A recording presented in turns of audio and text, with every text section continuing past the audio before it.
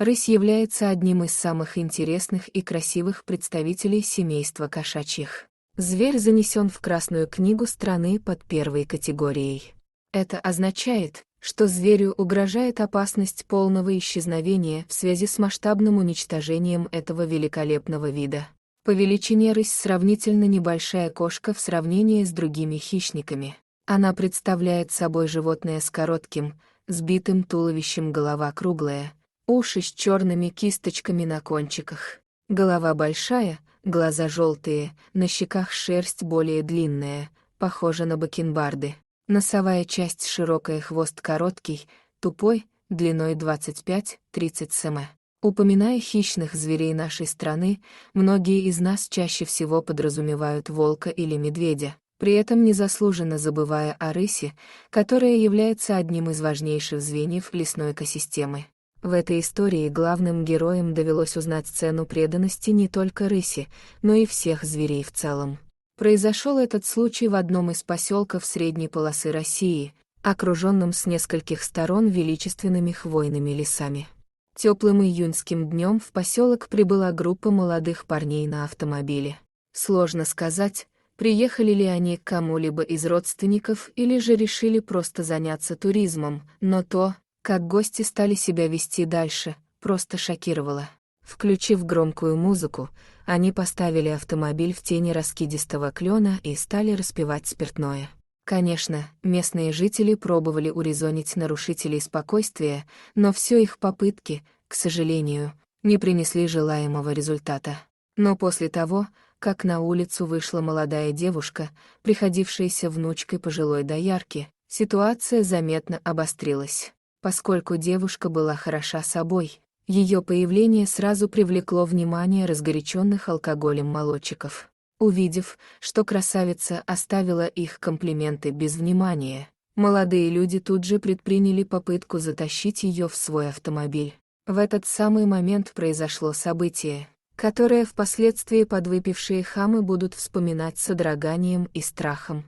Дело было в том, что сразу после нападения на девушку из ближайших кустов выскочила огромная рысь, которая с яростным рычанием накинулась на ее обидчиков, раздавая оплеухи направо и налево. Лесная хищница довольно быстро восстановила справедливость и обратила негодяев в бегство.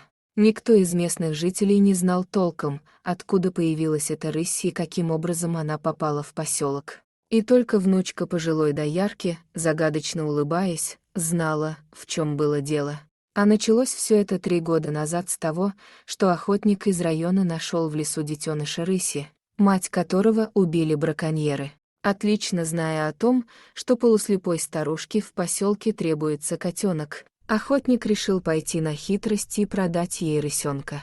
Поскольку старушка жила в одиночестве, обмануть ее для мошенника не составило большого труда. Воспользовавшись слабым зрением пожилой женщины, охотник забрал у нее последние деньги и вручил отчаянно мяукающего рысенка. Радуясь неожиданной удаче, мужчина в спешном порядке уехал в райцентр. А слепая старушка начала с трепетом и любовью ухаживать за своим новым питомцем. Лишь через месяц, когда к ней приехала в гости ее внучка, она узнала, что растит не котенка, а самую настоящую рысь.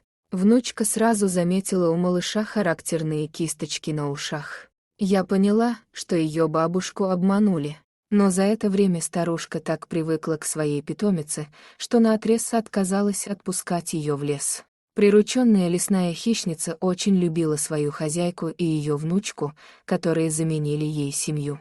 Именно эта рысь и спасла девушку от обнаглевших хулиганов, которых после изрядной дозы спиртного потянуло на подвиги. После случая с нападением слух ручной рыси мгновенно разлетелся по округе, превратив ее в объект внимания и любви. Сложно сказать, была ли права старушка, когда отказалась выпустить маленького детеныша рыси в лес. Скорее всего, женщина прекрасно понимала, что без помощи человека малыш попросту погибнет в дикой природе. Конечно же, запуская цепочку добра, женщина не могла знать о том, что через каких-то 3 года эта рысь спасет ее внучку. Поэтому, совершая хороший поступок, не стоит ждать мгновенной отдачи. Вместо этого лучше сконцентрировать свое внимание на том, кому в этот момент помощь нужна больше всего. Бумеранг добра рано или поздно сам найдет своего владельца. Если вы в конечном итоге столкнетесь с одним из этих животных, эксперты советуют вам медленно отступить, повернувшись к ним лицом, поскольку инстинкт охоты у кошки может пробудиться, если вы побежите или покажете спину. И, хотя громкие звуки могут помочь отпугнуть животные, эксперты считают, что лучше всего позвонить в агентство по контролю за животными, которое может отловить животное и надлежащим образом обработать его.